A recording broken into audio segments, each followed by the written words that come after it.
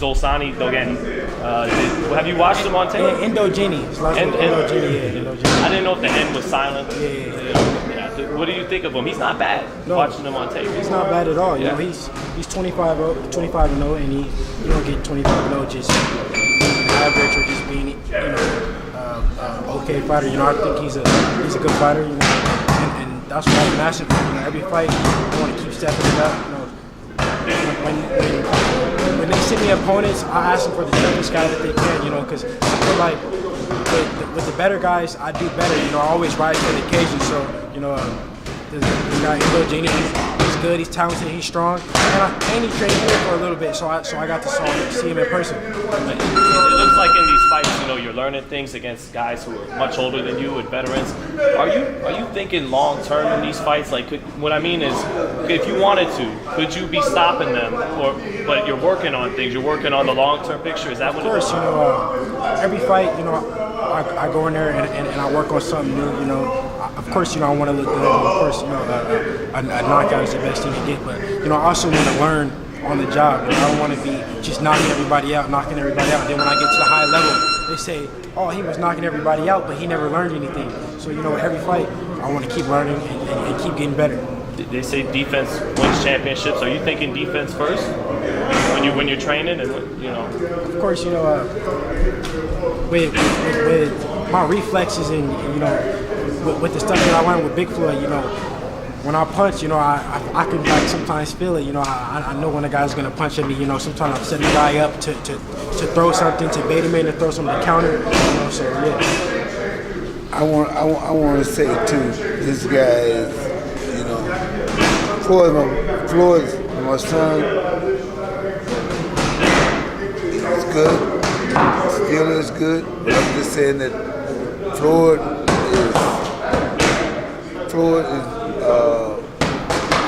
got good speed, things like that, but he can punch.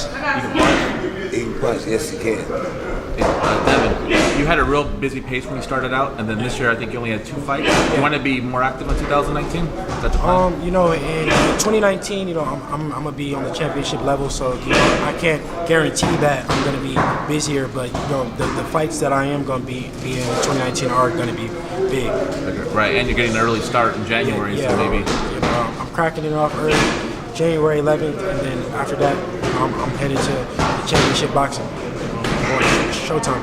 What do you think of the current champions at 135 with Lomachenko and Michael Garcia? You know, all the champions at 135 are good. Hey, I'm telling you right now,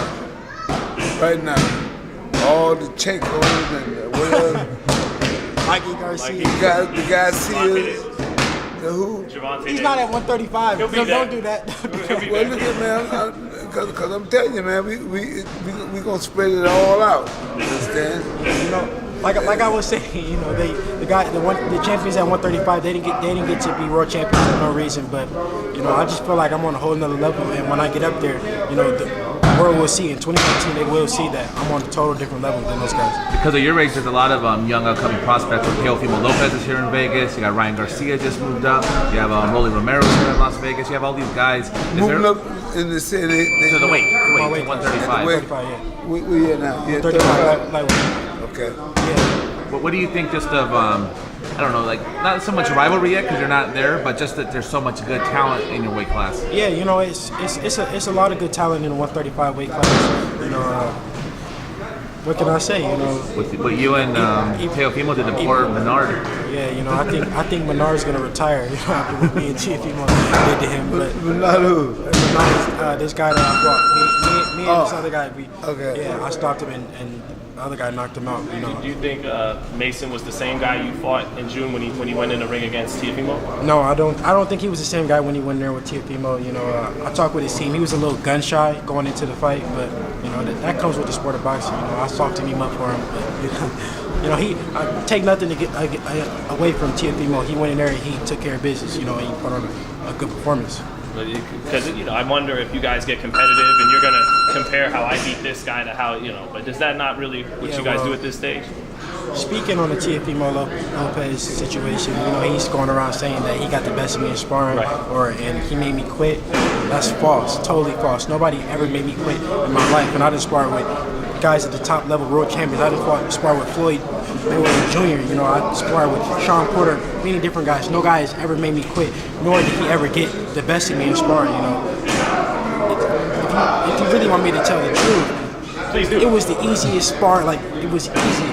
He couldn't hit me nothing. But take nothing away from him. He's doing his thing, but I'm just on a whole total different level than him. I think the way his dad tried to put it was, you kept away from him. They were saying you ran. Yeah. This dude named Teofimo, and his dad. And I asked his dad about that situation, and he told me that they're just trying to build up a fight. They just trying to get some publicity, but that's not the right way to do it. You don't do that on lies. He better off saying that it was just good work. His dad likes to talk though. Yeah, and I got the best work easily. It was not even close. I mean, that's saying something because he's a bad boy just like yourself. When you said, like I said, I'm just on a whole totally different level than these guys, and that's why when I see a bunch of these pages posting like prospect of the year and all that, I don't want to win prospect of the year. I don't want that because I'm a contender. I am a contender, and I'm keep telling the world that I am a contender. I'm not a prospect no more.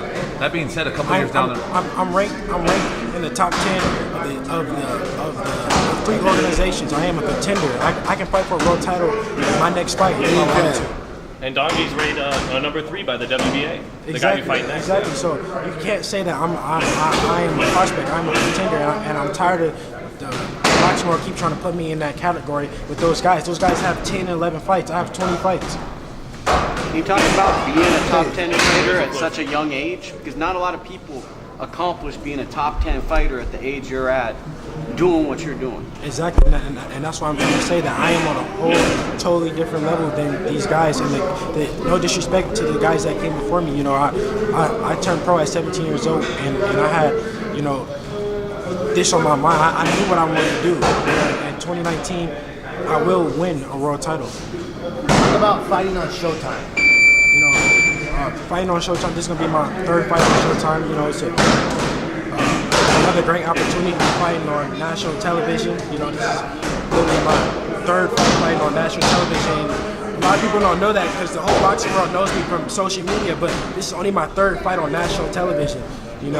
So this is a great opportunity, and I'm blessed for it. In 2019, I will go to Showtime Championship Boxing, and I'll keep elevating. And most top prospects, get a signing mode and sign with a promoter. You went a different route. You decided to basically promote yourself. You've been on a few other promoters' card. Just what made you think of doing that, and how do you like it so far? I always felt that I was my own promoter, and I wanted to bring awareness to this because most of these guys are promoting themselves on Instagram and YouTube and social media, and then they sign with a promoter, a guy who really doesn't even know how to run social media or anything, or really do any of that, and they say that they're their promoter. I promoted myself. A lot of people, I didn't go to the Olympics, but the whole boxing world knows me, and outside of the boxing world, for me promoting myself, for me getting my name out there, for me and Big Floyd doing crazy combinations on the mix, me posting sparring videos, me doing all that. I promoted myself, and that's why I say, why not? Why would I go sign with somebody who has a big name? But what are they going to do? I can promote myself. And I got to ask you guys about Floyd going to Japan to fight the Tenshin fight, the Japanese fighter. Is Floyd going to beat up that kid? Is that kid in trouble? I'm going to tell you the truth. I don't know about what's going on. I don't know whether the guy's using feet or what. I don't know what's going on, man. So. It's supposed to be just boxing. It's supposed to be strictly boxing. Strictly boxing? Well, Floyd bring it back then. Yeah, on strictly boxing, can't nobody mess with Floyd Jr. So. Floyd, you think if this guy tries to get crazy, Floyd could handle himself and put him in his place if he tries to make this a street fight kind of thing, Floyd checks him with some right hands or something? You talking about like what happened with the last fight? Yeah. Oh, yeah. Yeah, but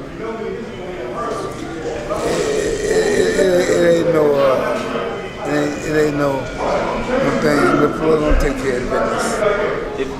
if Floyd really wanted to and have that hard traditional training camp, do you think he could still beat everybody around right now, like Spence and Thurman and Porter? I think he can whoop every one of them. To this day, If he want to go back and really go back, get with those guys, I'm more than sure Florida will all of them. I ain't gonna say Florida will knock every one of them out, but Florida, he's gonna dominate whatever they do. and I gotta ask you before I let you go, senior. You were in LA for that Tyson Fury Deontay Wilder fight. Yes. Who did you think won that fight?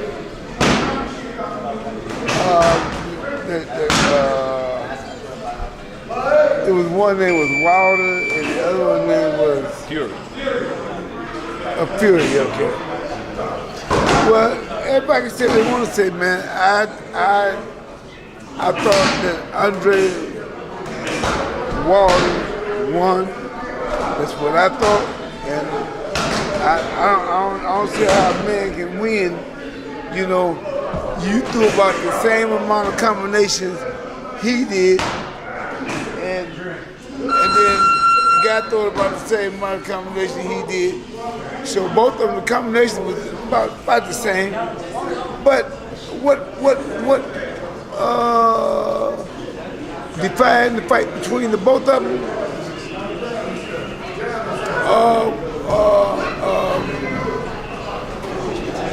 Wilder's dropped with 2 flat shots, and that made the big difference. So he deserved to win the fight. There shouldn't have been no kind of draw right up in there, nowhere. If you want to get a fight, man, have a good fight. Don't let nobody come in and try to put something together, because it wasn't like that. The guy got his ass whooped. I'm just telling you the truth, man. The guy got his ass whooped, and that's what happened. And when he come back again, when they do it again, I guarantee you, it's gonna be a different though. It's gonna be a different, but Wilder's gonna stop him. People were saying, how'd he get up from that? People were so impressed with him getting up from the show. Were you impressed with that, or? I had a feeling you wouldn't be. I'd have been knocked down. Shit, I got up in hell and won the fight. Shit. There's all kind of things that happened. I'm just saying that. So I'm just saying that right now is that that's the way things are, man. When you go in this game, all kind of things happen. You know what I mean? You know, a lot of things. Sometimes guys get. I just seen so many different kind of knockouts, man. It's crazy, man. You know.